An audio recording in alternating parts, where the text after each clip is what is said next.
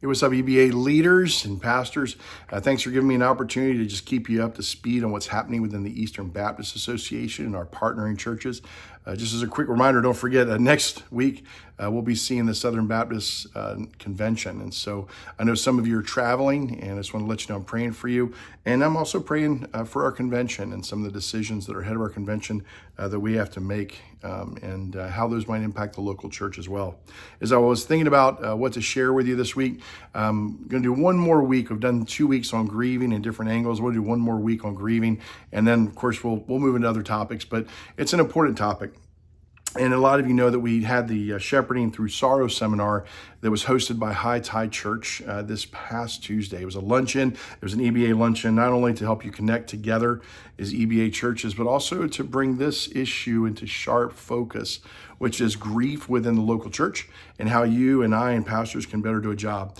As I sat there, I've got some experience in grief as a former chaplain, and then also wrote a whole book on grief and its connection to leading a change process, which I first discovered through John Cotter's material.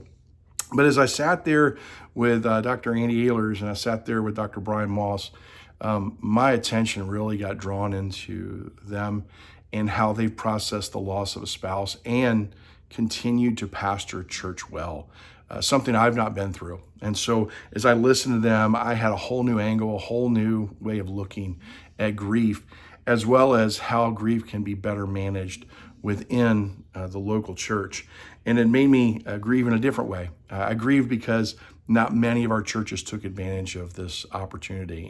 And talking to Pastor Andy, he said he had done this before, invited a bunch of churches across the peninsula, and also saw a low turnout.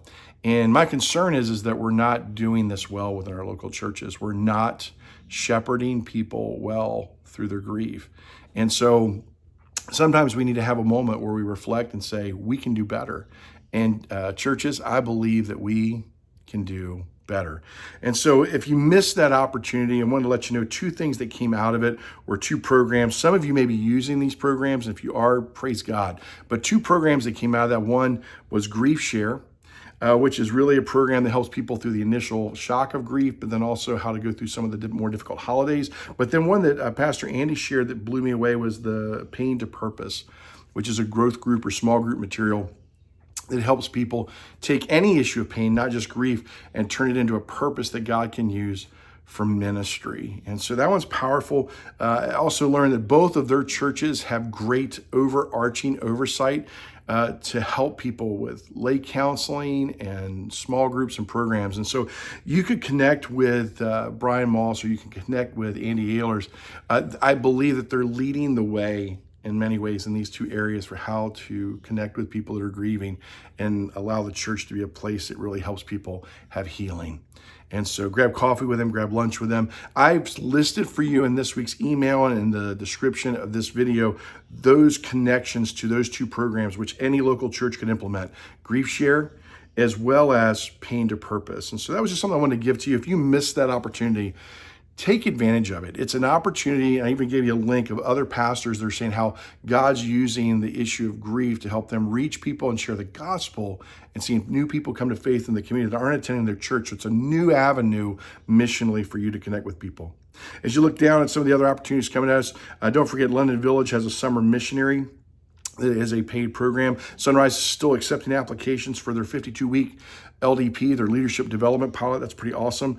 We've got some revitalization training coming later in the summer, and I'll give you more soon from Dan Hunn, who's going to be able to talk to us about soul care. And then Brian Moss recently sent out an opportunity to lead change and learn how to lead the change process. That's going to be a course offered in June or July. I've got that information. I'll list it for the very first time in this video. Again, in the description, it'll come out in the email as well. And one of the things you'll learn, by the way, is if you're going to go through revitalization, one of the largest skill sets you will need is how to lead a change process. If you go to the North American Mission Board and do any of their materials, they'll tell you the exact same thing. Learning how to lead a change process is one of the key factors, not only in sustaining the church, but also turning the church around and seeing a revitalization. So I'll list that information there for you. Would love for you to be able to participate with that training that Oak Ridge is doing, and the EBA is going to partner in that training because I believe in the process of change management and how it impacts the local church. Hey, I'm praying for you. If there's something I can do for you locally, let me know. Remember, I'm available for coffee, for lunch. These training opportunities that you see coming up, pick one. Pick one and show up. Listen, I know you can't make them all, but pick one. You'll connect with other pastors who have a like-minded heart. The other thing I will tell you is some of you I know are running your own programs that we're partnered with right now. And if you want to actually increase participation, then increase your partnership, especially in the connections that we are doing as a local association. That's the power of local association, is life on life, eyeball to eyeball, ministry to ministry. We build those network relationships that way. That's why we do these events. Hey, have a blessed week, and I will see you soon.